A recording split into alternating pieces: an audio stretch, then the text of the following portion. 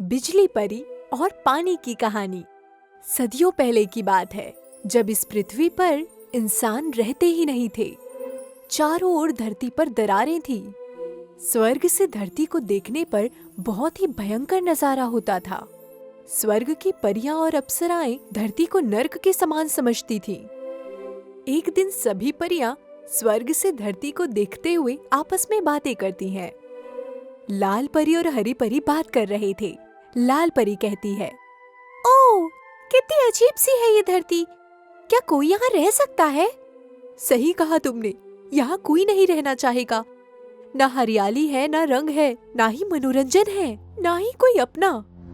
इतना सुनकर परी माँ उनके पास आकर कहती है, ऐसा नहीं कहते बच्चों।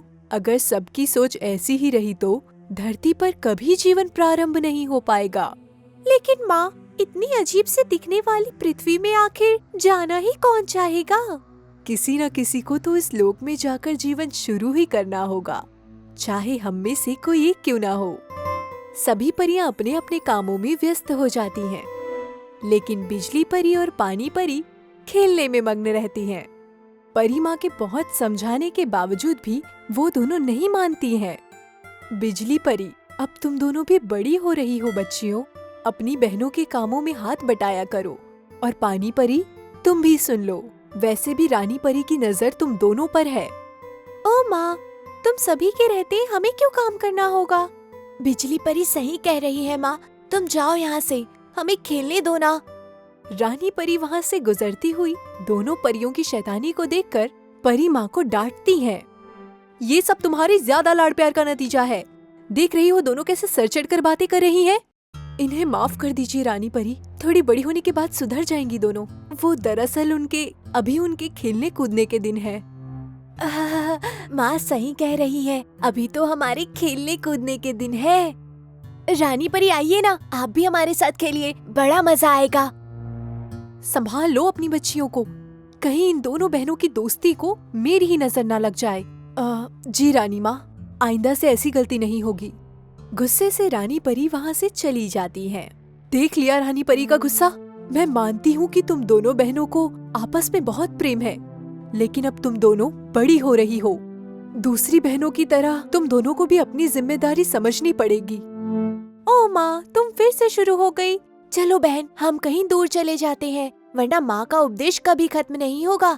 इतना कहकर दोनों परियां वहाँ से गायब हो जाती हैं और परी माँ उदास होकर अपने महल में चली जाती हैं। कुछ दिन बाद स्वर्गलोक में एक राक्षस हमला करता है और फूलों के बगीचे को रौंदते हुए आगे बढ़ता है। कितना मजा आ रहा है इन बगीचों को रौंदने में, तो यहाँ की परियों को कुचलने में और भी मजा आएगा। आवाज सुनकर सभी परियां महल से बाहर आ जाती हैं।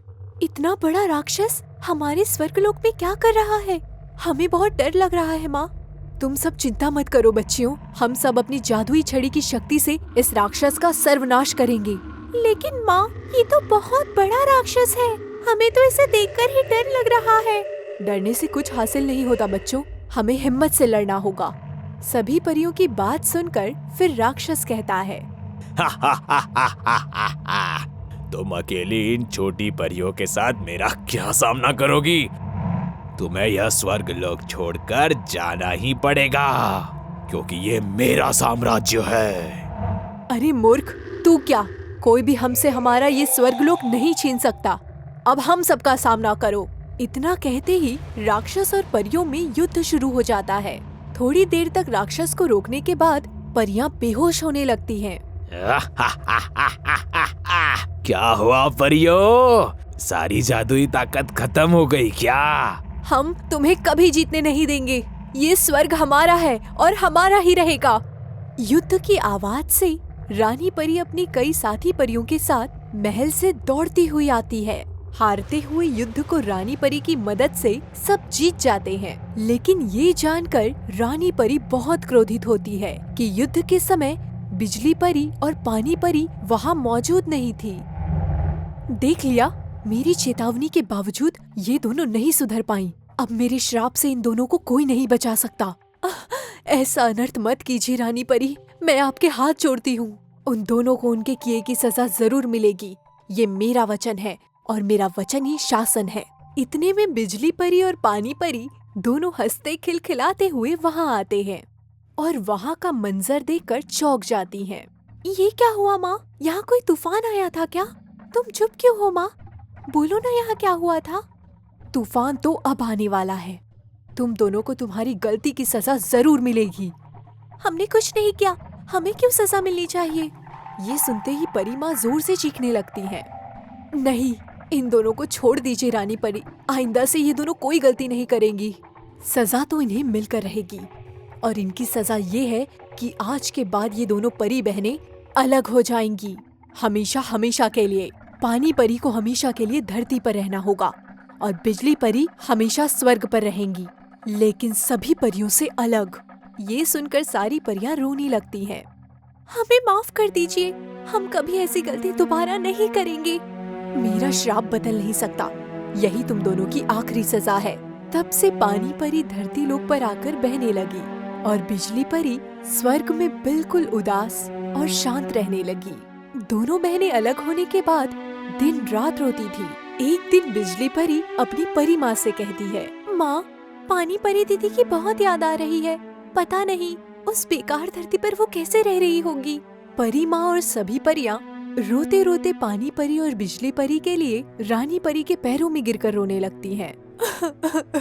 रानी परी, आप भी तो एक माँ हैं। एक माँ का दर्द कैसे नहीं समझ पाई। कम से कम मेरी खातिर ही इन परियों को माफ कर दीजिए।